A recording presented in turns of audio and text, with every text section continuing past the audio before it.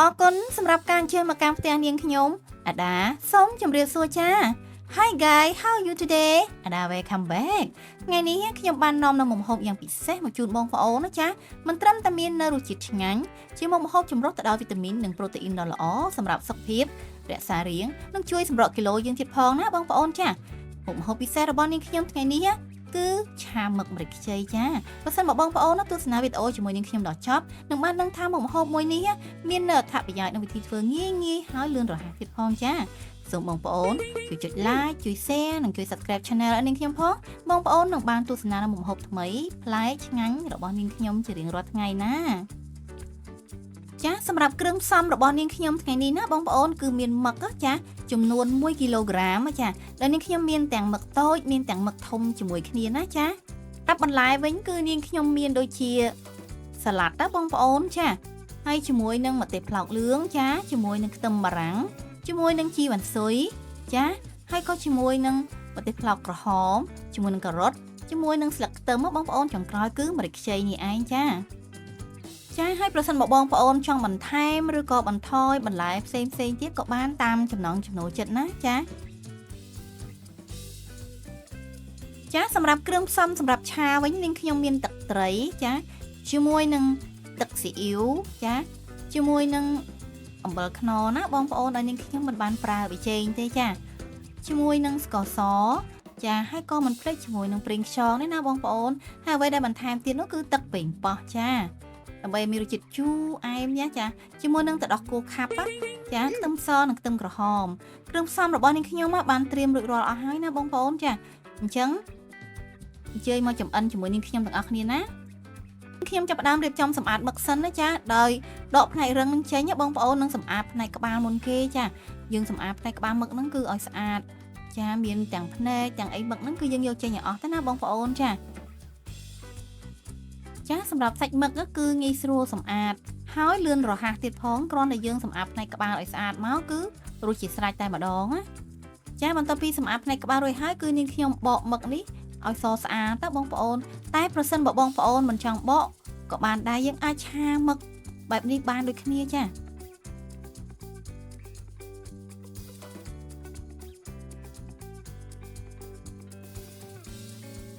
ក្រោយពីសម្អាតរួចហើយគឺនាងខ្ញុំយកមឹកនេះមកច្របាច់ជាមួយនឹងអំបិលបងប្អូនដោយច្របាច់ខាងផ្នែកក្បាលមុនចាមឹកគឺជួយបង្កើនកោសិកាគ្រាប់ឈាមក្រហមដោយសារមឹកគឺមានផ្ទុកនៅសម្បូរទៅដោយជាតិរ៉ែសំខាន់និងសារធាតុចិញ្ចឹមប្រូតេអ៊ីនវីតាមីននិងអាស៊ីដក្លាយអូមេហ្គា 3 ក៏ដូចជាជាតិដែកដែលមានវត្តមាននៅក្នុងមឹកធ្វើឲ្យការទទួលទានគ្រឿងសមុទ្រមួយនេះបងប្អូនគឺល្អប្រសើរចំពោះសុខភាពរាងកាយក្នុងការបង្កើនបរិមាណនៃកោសិកាគ្រាប់ឈាមក្រហមសម្រាប់កោសិកាគ្រាប់ឈាមក្រហមគឺដើរតួនាទីយ៉ាងសំខាន់ក្នុងរាងកាយរបស់យើងបងប្អូនប្រូតេអ៊ីនអេម៉ូក្លូប៊ីននៅក្នុងកោសិកាឈាមគឺដើរតួនាទីចាំបាច់ក្នុងការដឹកនាំអុកស៊ីហ្សែនណាទៅកាន់សរីរាង្គខាងក្នុងនៃរាងកាយរបស់យើងហេតុនេះហើយគឺសំខាន់ណាស់បងប្អូនគឺក្នុងការទប់ស្កាត់ជំងឺបេះដូងបានណាបន្ទាប់ពីច្របាច់ជាមួយអំបិលហើយគឺនាងខ្ញុំយកមកលាងទឹកឲ្យស្អាតណា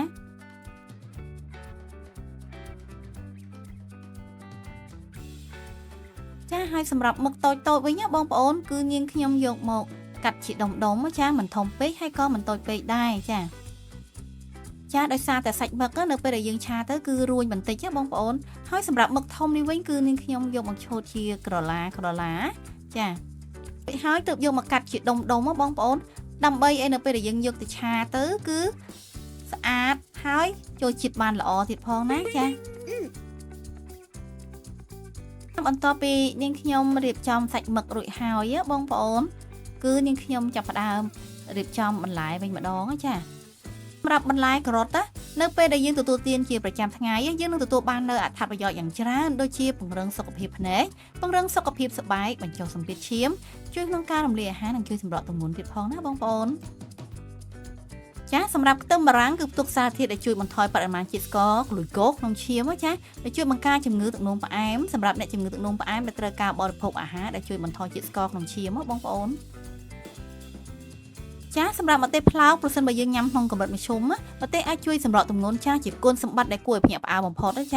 បើតាមការពិនិត្យរកឃើញសារធាតុខាប់សៃស៊ីនដែលមាននៅក្នុងម្ទេសនេះអាចជួយបង្កើនល្បឿនការរំលាយអាហាររបស់យើងណានិងដុតកាឡូរីបានយ៉ាងលឿនណាអាចជួយស្រកខ្លាញ់បន្តិចម្ដងទៀតផងណាបងប្អូនចាពិសេសគឺជួយសម្រកទម្ងន់នេះតែម្ដង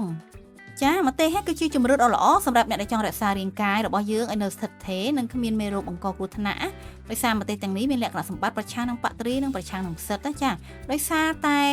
មាននៅខាប់សៃស៊ីននៅក្នុងម្ទេសអាចជួយការបំផ្លាញបាក់តេរីនិងផ្សិតមួយចំនួនណាកាត់បន្ថយការឆ្លងមេរោគទៀតផងណាបងប្អូនតើផ្លែម្រេចជួយអ្វីខ្លះដល់សុខភាពរបស់យើងចាអាចការពារយើងពីការកើតជំងឺមហារីកសារធាតុដែលមាននៅក្នុងម្រេចត្រូវបានរកឃើញថាមានប្រសិទ្ធភាពខ្ពស់ក្នុងការការពារជំងឺមហារីកបងប្អូនចាមាននៅវីតាមីន A វីតាមីន C និងសារធាតុប្រឆាំងអុកស៊ីតកម្មដទៃទៀតដែលមាននៅក្នុងម្រេចជួយបង្កើនភាពស៊ាំដល់រាងកាយប្រឆាំងនឹងជំងឺមហារីកផងដែរចាបន្តមកទៀតនេះខ្ញុំចាប់ផ្ដើមរៀបចំចិញ្ច្រាំខ្ទឹមសនិងខ្ទឹមក្រហមសម្រាប់ខ្ទឹមសខ្ទឹមក្រហមនេះគឺមានអត្ថប្រយោជន៍ខ្លាំងណាស់សម្រាប់សុខភាពបងប្អូននៅពេលដែលយើងយកមកចម្អិនជារបបអាហារប្រចាំថ្ងៃចាសិតតែមានអត្ថប្រយោជន៍មែនទែនសម្រាប់រាងកាយរបស់យើងណាចាហើយសម្រាប់ជីវ៉ាន់ស៊ុយវិញបងប្អូនគឺនាងខ្ញុំកាត់នៅផ្នែកគល់នេះដើម្បីដាក់ជាមួយនឹងខ្ទឹមសខ្ទឹមក្រហមណាសម្រាប់ផ្នែកស្លឹកវិញបងប្អូនគឺនាងខ្ញុំទុកប្រើជាមួយនឹងស្លឹកខ្ទឹមចាដែលបានហាន់នេះដែរ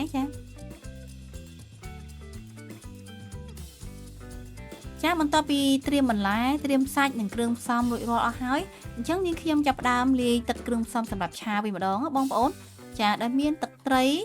ចាចំនួន1ស្លាបព្រាបាយចាទឹកស៊ីអ៊ីវកន្លះស្លាបព្រាបាយជាមួយនឹងអំបិលខ្នុរកន្លះស្លាបព្រាបាយស្ករស1ស្លាបព្រាបាយកន្លះបងប្អូនចាសម្រាប់ប្រេងខ្យងគឺពាក់កណ្ដាលស្លាបព្រាបាយចា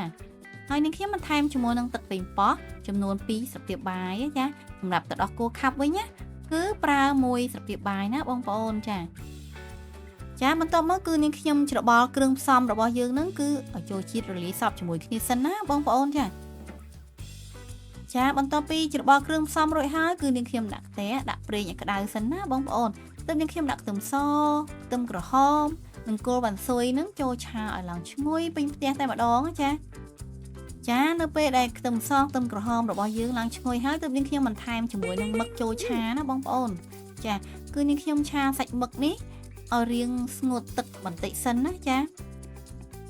នៅពេលដែលនាងខ្ញុំឆាត្រឡប់សាច់មឹកនេះឲ្យស្ងួតទឹកបន្តិចសិនណាបងប្អូនចាឥឡូវនេះសាច់មឹករបស់នាងខ្ញុំគឺរាងស្ងួតទឹកហើយអញ្ចឹងហើយគឺនាងខ្ញុំបន្ថែមជាមួយនឹងបន្លែរបស់យើងនឹងគឺចូលទាំងអស់តែម្ដងចាបន្ទាប់ពីដាក់បន្លែរួចហើយគឺនាងខ្ញុំឆាបន្លែនេះឲ្យរាងទន់បន្តិចសិនណាបងប្អូនចាបន្ទាប់មកគឺនាងខ្ញុំបន្ថែមជាមួយនឹងទឹកគ្រឿងផ្សំដែលយើងបានលាយទុកអំបញ្ញមិញនេះចូលទាំងអស់ណាបងប្អូនចានៅពេលដែលទឹកឆាមឹករបស់យើងពុះចាហើយនាងខ្ញុំច្របល់ជាមួយនឹងបន្លែឲ្យចូលជាតិគ្នាបន្តិចហើយគឺរួចរាល់ហើយបងប្អូនគឺយើងអត់រងាស់ឲ្យឆ្អិនបន្លែឬក៏សាច់មឹកខ្លាំងពេកទេចាសម្រាប់មុខម្ហូបមួយនេះបងប្អូនគឺវិធីធ្វើលឿនមែនតើណាចាញ៉ាំតន់ចិត្តតែម្ដងណាចារួចហើយគឺយើងបិទភ្លើងក្រឹបរោយស្លឹកខ្ទឹមនិងជីវ៉ាន់ស៊ុយបងប្អូនគឺជាការស្រេចតែម្ដងចាសម្រាប់ក្លិនវិញបងប្អូនគឺឈ្ងុយខ្លាំងណាស់ចាឥឡូវនេះមុខម្ហូបពិសេសឆាមឹកម្រេចខ្ចីរបស់នាងខ្ញុំគឺរួចរាល់ហើយ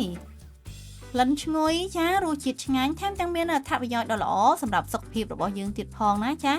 បងប្អូនណាកុំភ្លេចចម្អិនមុខម្ហូបពិសេសមួយនេះណាងាយស្រួលធ្វើហើយលឿនរហ័សណាបងប្អូនចាប្រសិនបើបងប្អូនពេញចិត្តនៅវីដេអូរបស់នាងខ្ញុំមកសូមជួយ like ជួយ share និងជួយ subscribe channel ឲ្យនាងខ្ញុំផងចាបងប្អូននឹងបានជួបជាមួយនឹងអាដាជួបជាមួយនឹងរបបអាហារនិងចំណេះដឹងផ្នែកសុខភាពទៀតផងណាចាបងប្អូនមានចម្ងល់អ្វីអាច comment នៅខាងក្រោមវីដេអូរបស់នាងខ្ញុំបានណាជាចុងក្រោយនាងខ្ញុំក៏សូមអរគុណសម្រាប់ការចំណាយពេលវេលាដ៏មានតម្លៃក្នុងការទស្សនាវីដេអូរបស់នាងខ្ញុំណាជួបគ្នានៅវីដេអូក្រោយៗទៀតណាជម្រាបលាអរគុណ